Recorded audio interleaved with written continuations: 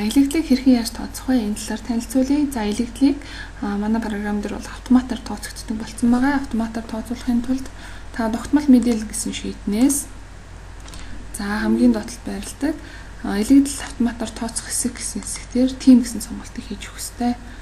Тийм болон үгүй хэрвээ та илэгдлийг гараар тооцно гэвэл үгүй гэсэн сонголтыг хийж өгнө. За илэгдэл маань автоматар тооцогдъё гэвэл тийм гэсэн сонголтыг хийж өгнө.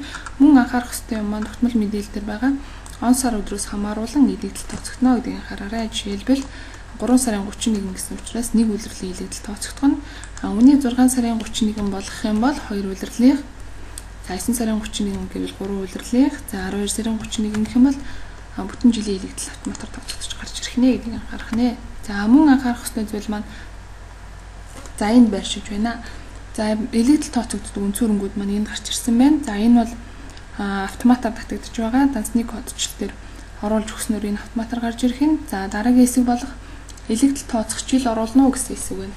Энэ дээр болохоор та гараас оруулж өгөх ёстой. Илэгдүүлэх жилийн хэмжээг та өөрөө гараас оруулж өгнө. За мөн энд сонгож оруулна уу гэсэн хэсэг дээр бол та дансны кодчлыг эндээс оруулж өгнө. Жишээлбэл одоо эндээс бусад үнцүүрэнгийн илэгдлийн кредит талын данс буюу хувимлэгцээ илэгдэл бусад үнцүүрэн гэсэн дансыг заавал эндээс сонгож өгнө. Ингэж сонгож өгөөгүйгээс болоод мөн зөрүү үүснэ. За жишээлбэл энийг устгаж өгье.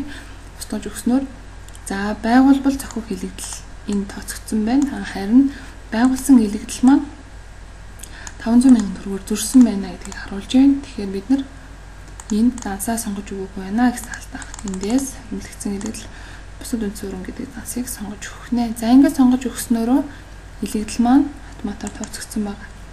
Ажлын хүснэгт эдэг рүү ороод тохиргой бичлэгсэн баган дээр тухайн илэгдлүүд маань автоматар зогдож харагдаж байна.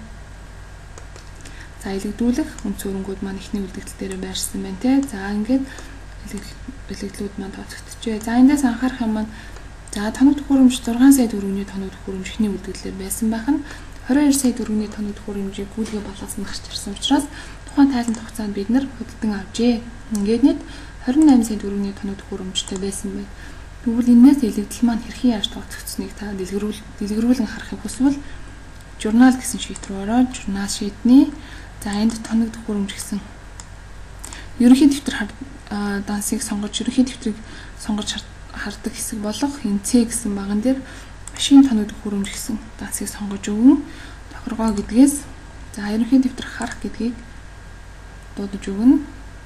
За ингэж дуудаж өгснөөр тоног төхөөрөмж худалдан авсан тухайн гүйлгээ хурангуулан харагдаж байгаа. За эндээс хэдүүл аргач нь явуулаад за АУ гэсэн баган дээр ерөнхий танилцуулга гарч ирж байна гэсэн үг юм. За жишээлбэл тоног төхөөрөмж маань 10 жил ашиглахаар энд тооцсон байна. За энийг бид нэр тогтмол мэдээлэлд оруулж өгсөн байгаа. За 6 сая төгрөгийн үндсэн эхний үлдэгдлээр байсан тоног төхөөрөмж байна. Энэний 150 мянган төгрөгийн илэгдэл тооцогдсон дээ 10 жилээр. За дараа нь 22 сая төгрөгийн үндсэн тоног төхөөрөмж худалдаж авсны илэгдэл тооцогдсон байна. За 183,333. За энийг эзэн худалдаж авсан байх нэ гэн сарыг харъя. За энд 2 сард гэсэн Е баганд сар оруулж өгсөн учраас энд 1 сарын илэгдлийг тооцсон байна гэсэн үг юм. 2 сард авсан тэгэхээр 3 сарын илэгдэл тооцогдсон байна. Хэрвээ энийг 3 сар гэдээ оруулаад өгөх юм бол илэгдэл маань тооцогдохгүй 6 саяараа шууд тооцогдоод 150 мянгаар тооцогдох нь. Тэгэхээр энэ тоног төхөөрөмжийг яг хэдэн сарын хэдэнд худалдаж авсныхаа үнэн зөв мэдээллийг сар гэсэн баган дээр оруулж өгөх зүйтэй байх нэ.